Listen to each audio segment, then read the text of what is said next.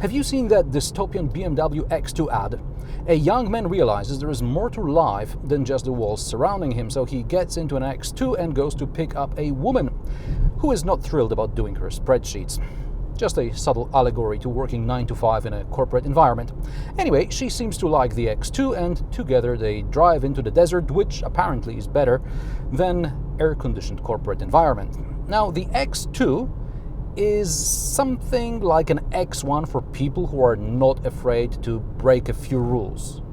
A little bit crazy, a little bit bad. But hey, don't us girls just love that? Are you buying this? Because I have a feeling the guy behind the wheel of the X2 is a fake. Not because the X2 is particularly feminine or metrosexual. I liked the crossover in its concept form presented at the Paris Motor Show in 2016, and I still like it because many elements from the concept were carried over to the production model. Like, for example, large exhaust tips or plastic cladding around the car or BMW logo on C-pillars. The latter is a tribute to 2000 CS Coupe from the late 1960s. The problem with this car, though, is that it is simply too small. For example, the door opening is too small, so getting in and out, I'll hit the A pillar or the B pillar, or both. Perfect.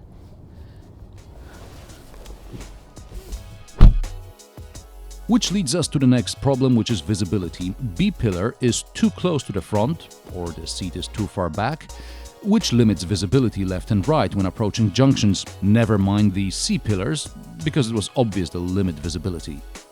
BMW X2 is a crossover coupe thing. Nothing strange about that either, since there are X4 and X6 in the range.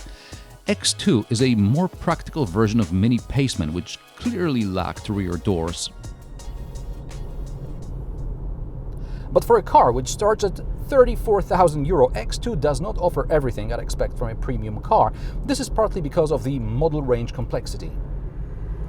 For example, active lane assist. It debuted in 2016 7 Series. As a result, it could not have been introduced in the current generation X1, which was launched around the same time. And since X2 is largely based on the X1, also X2 cannot have everything that larger, more expensive models have. In a year or two, X1 will be refreshed and maybe then X2 will also get updated. For now, if you want active lane assist, you can buy a Hyundai Kona, which costs about half of what a comparably spec'd X2 would. Instead, we get highway traffic jam assist. It works from 0 to 60 km per hour with active cruise control. The car will stop and start on its own, and it will follow the car in front, delicately correcting me in my track. Why not active lane assist?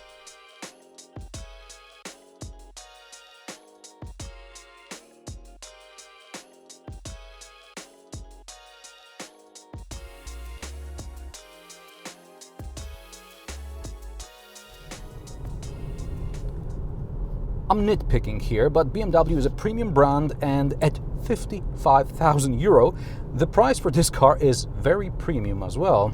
However, some seemingly mainstream options are available on higher models. I get it, a good salesperson will upsell an X3 or an X4 to me. By the way, the facelifted X4 finally looks good, and I don't mind a bigger car. Possibly I would mind the bigger price, but never mind that. However, for my partner, X3 is too big, so I guess we'd have to get an X2 and an X3? Sorry about the first world problems whinging. Now let's get to things I actually like about the X2. Engine. There are petrols and diesels to choose from, with power ranging from 140 to 231 horsepower. X2 can be front or all-wheel drive. This test car is an X-Drive 20D, which means a 2-liter 190 horsepower diesel. BMW promises it will use 4.8 liters per 100 kilometers combined. I got just above 5, so it's quite good. And when it comes to overtaking, you have 400 Nm of torque to push you. Time from 0 to 100 km per hour is below 8 seconds. Decent. As usual, I'd like the Eco Pro or Sport mode to remain unchanged even when I turn the car back on again, but that's not a deal breaker. Speaking of Eco Pro mode, there is a blue icon popping up on the head-up display and in the instrument cluster, which tells you to take your foot off the gas as you approach a junction or city limits. Audi has something similar, and in a Mercedes GLC I reviewed recently, there was something called the haptic gas pedal.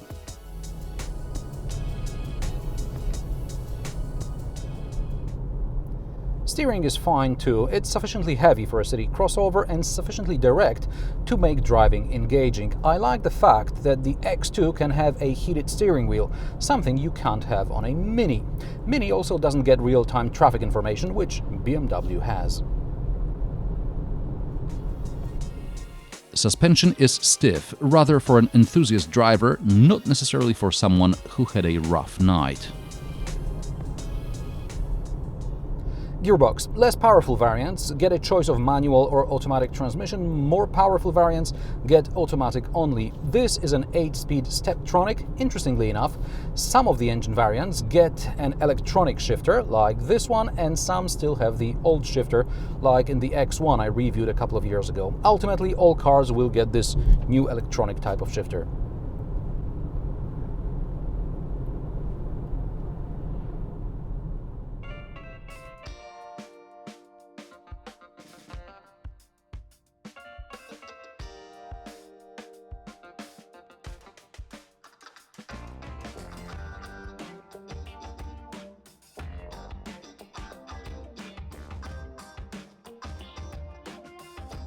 Interior looks pretty much like in the X1. Click the link below or in the upper right corner to watch that review.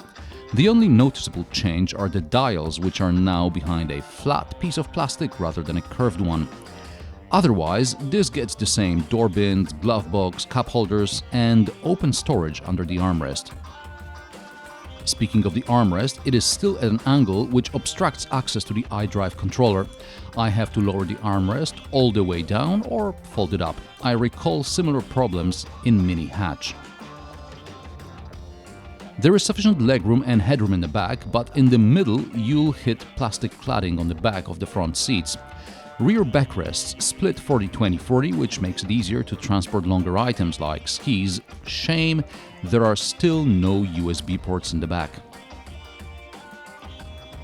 At 470 liters, the boot is 35 liters smaller than in the X1, but still considerably larger than in Mercedes-Benz GLA. I like that there is place for a bottle in the corner here. There is also a 12-volt socket, an elastic strap, double floor, which is easy to fold. You can close and open the boot manually with a key fob or swinging your foot under the bumper.